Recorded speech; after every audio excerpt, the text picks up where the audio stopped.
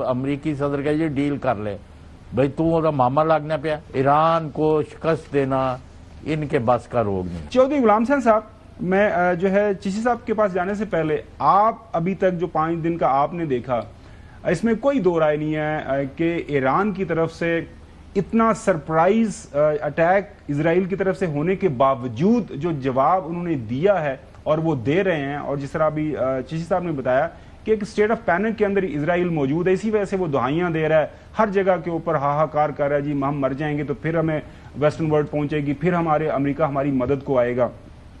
تو آپ کا کامنٹ اور سوال بھی اگر کرنا چاہیں چشتی صاحب سے. نہیں، ایک تو سوال ہے جی کہ چشتی صاحب کا ماشاءاللہ ہم تو ویسے ان کے بڑے قدردان ہیں، کیونکہ انہوں نے پاک انڈیا صورتحال کے اوپر بھی بڑی ان کی پازیٹیو اور بڑی ٹو دی پوائنٹ اور فیکچول گفتگو رہی ہے. تو اللہ کرے زور بازو اور زیادہ.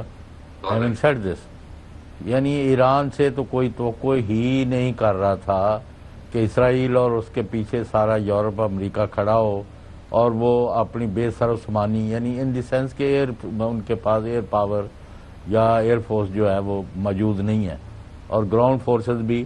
اس کے باوجود 5 دن میں جو کچھ انڈیا، میں ایک ہی آپ کو بات کرتا ہوں، ہم تو میڈیا والے، ہم تو اس حوالے سے بات، آپ کو شاید علم نہیں ہے کہ اسرائیل نے تمام واقعات کی براہ راست رپورٹنگ پر پابندی لگا دی ہے.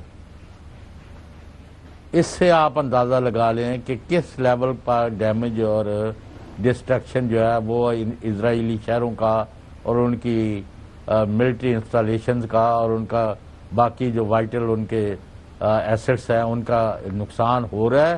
اور آج ایران نے، پہلے وہ رات کے اندھیرے میں کرتے رہے، آج انہوں نے دن میں اٹیک شروع کیا ہے.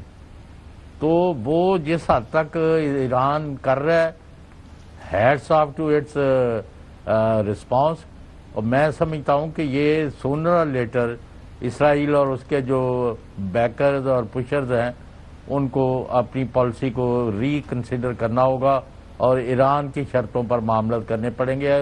ابھی صدر ٹرمپ کا کہا گیا جی، پہلے بیان آیا وہ تہران خالی کر دو، بعد میں ابھی انہوں نے وہ ڈیلیٹ کروا دی ٹویٹ، اور ساتھ ہی کہا کہ وہ واپس گئے ہیں بات چیت کرنے کے لیے. نہیں، میں بات چیت کرانے کے لیے نہیں گیا، میں تو ویسے ہی گیا ہوں، مجھے کوئی اس سے بڑا کام ہے.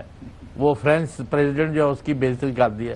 ابھی ہم صرف وہی یعنی لیولش قسم کی سطحی قسم کی چیزوں کو جو دیکھ رہے ہیں، لیکن فیکٹ یہ ہے کہ اس لمحے تک ایران جو ہے اس کو اب امریکی صدر کا یہ ڈیل کر لے بھئی تو وہ ماما لگنا پیا، انہوں نے ڈیل کرنی ہے نہیں کرنی.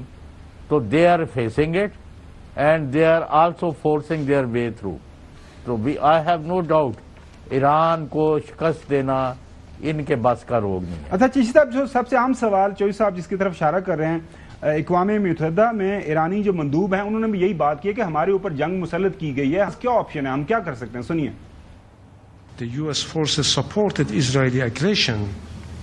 Without the US weapons, intelligence and political backing, this attack could not have happened. The United States will share responsibility for this unlawful act. Let me be clear. Iran has not attacked Israel. Iran has not started any war. Iran warns that any country assisting Israeli aggression will share legal responsibility for the consequences. انہوں نے بتایا کہ ہمارے اوپر حملہ ہوا ہے اور جو بھی ان کے ساتھ کھڑے ہوں گے ان کو بھی کانسیکوینسز کا سامنا ہوگا.